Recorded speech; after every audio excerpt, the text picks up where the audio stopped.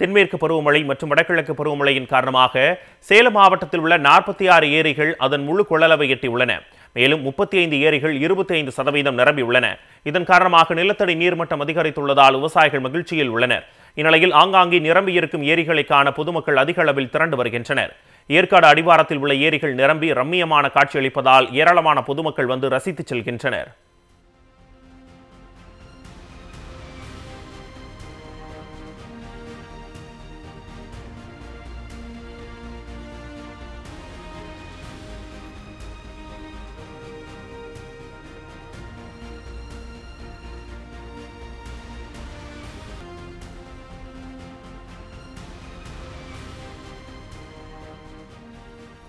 இதேபோன்று சென்னையை அடுத்த பூண்டி ஏரிக்கு நீர்வரத்தும் அதிகரித்து காணப்பட்டது.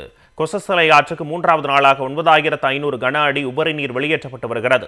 செம்பரம்பாக்கம் ஏரியில் நீர் திறப்பு 300 கன அடியாக காணப்படுகிறது. கன்னியாகுமரி மாவட்டத்தில் மலையோர பகுதிகளில் தொடரும் கனமழையால் பேச்சிப்பாறை, பெருஞ்சாணி உள்ளிட்ட அணைகளுக்கு வினாடிக்கு 6000 கன அடி தண்ணீர் வந்து கொண்டிருக்கிறது.